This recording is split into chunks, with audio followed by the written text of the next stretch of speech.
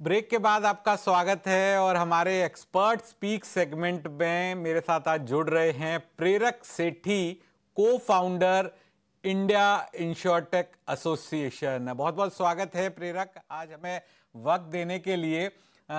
हमारे expert speak segment में insurance मंत्रा के शो के अंदर आपसे सबसे पहले शुरुआत में मैं प्रेरक यही समझना चाहूँगा कि जो इंश्योरटेक है, काफ़ी तेज़ी से इंश्योरटेक की चर्चा हो रही है, तो इंश्योरटेक से इंश्योरेंस इंडस्ट्री को क्या फ़ायदा हो रहा है और कैसे इंश्योरटेक का स्वरूप बदल रहा है? Thank you Anurag ji. अनुराग जी, सबसे पहले मैं ये इंश्योरटेक शब्द को थोड़ा सा डिफाइन करना चाहता हूँ। मेरे नजरिए में इंश्योरटेक कोई ऐसी कंपनी हो सकती है जो इंश्योरेंस सेक्टर में काम करती हो, लेकिन जिसका बिजनेस अप्रोच टेक्नोलॉजी और डेटा पर बेस्ड हो।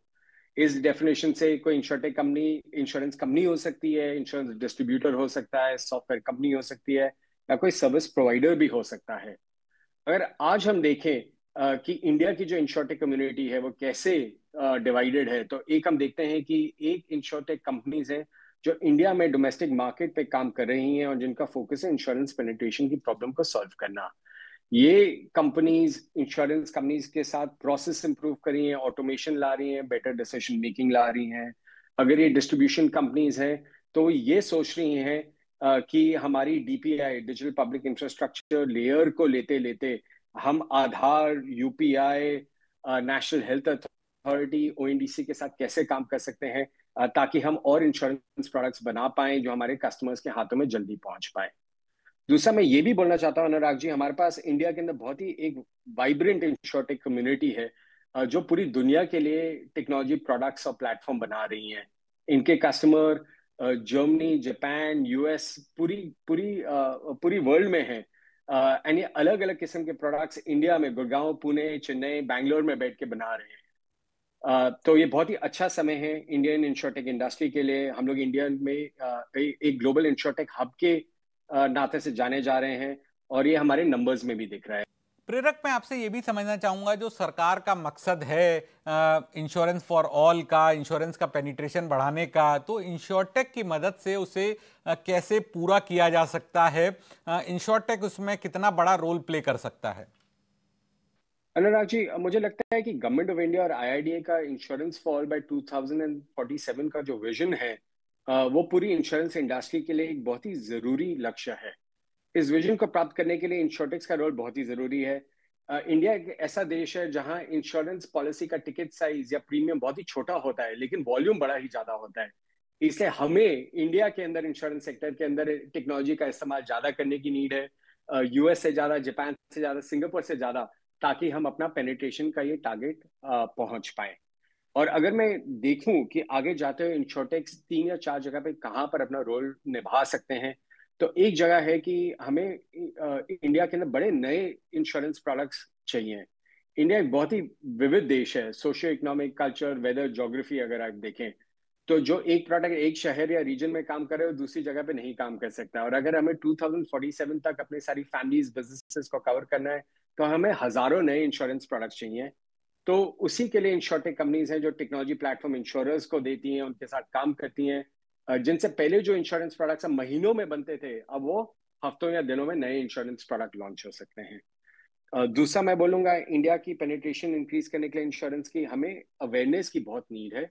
प्रेरक, एक और चीज मैं आपसे समझना चाहता था, जिस तरह से एआई की हर जगह चर्चा हो रही है, तो एआई का इंश्योरेंस इंडस्ट्री में कितना असर है और एआई से कैसे चीजें बदलेगी इंश्योरेंस सेक्टर के अंदर? अनुराग जी, ये बहुत ही अच्छा सवाल है। मेरे हिसाब से एआई सिर्फ एक टेक्नोलॉजी ट्रेंड नहीं है, बल्कि एक ऐसी लीप है जो हम जैसे काम करते हैं, एंगेज करते हैं, सब बदल देगी। ये इंटरनेट जितना बड़ा है, search engine, smartphone, social media जितना बड़ा है, तो अगर हम देखें कि एआई का क्या इम्पैक्ट हो सकता है इंश्योरेंस के ऊपर, आज जो इंश्योरर्स की जो sales, underwriting, claim, renewal process हैं, ये सारे के सारे एआई और जेन एआई से बदल सकते हैं। इन सब की ऑटोमेशन, डिसीजन मेकिंग बेटर हो सकती है। जो नई रिपोर्ट है India insurtech association of BCG की, उसमें ये लिखा है कि 215,000 करोड़ से ज्यादा नया रेवेन्यू आ सकता है इंश्योरेंस इंडस्ट्री में। 25,000 करोड़ की कॉस्ट सेविंग हो सकती है एआई यूज करने से।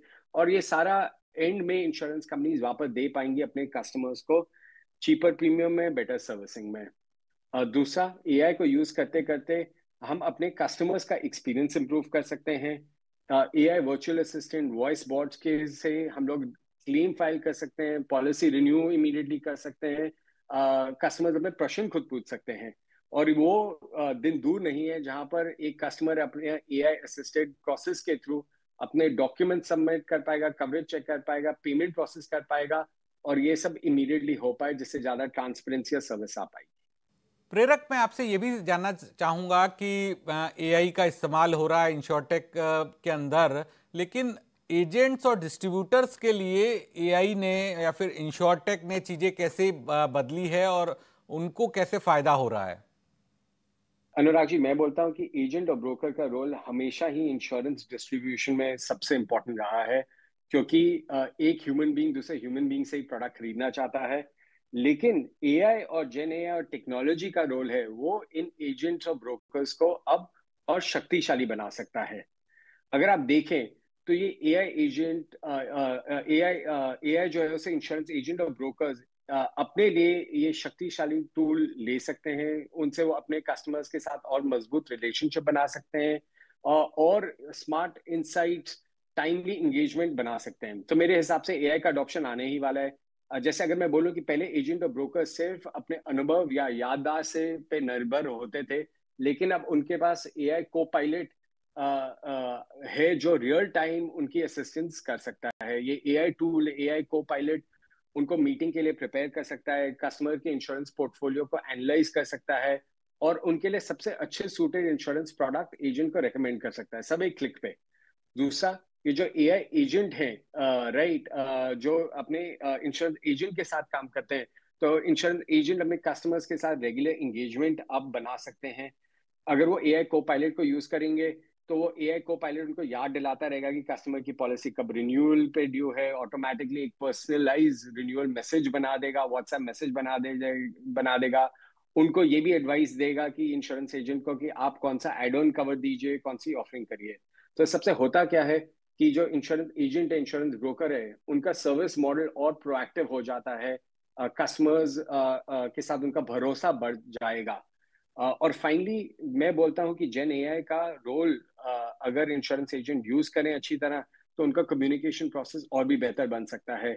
Personalise email, personalise WhatsApp message, personalise presentation सारे एजेंट ब्रोकर अपने कस्टमर्स के बिहाफ पे बना सकते हैं।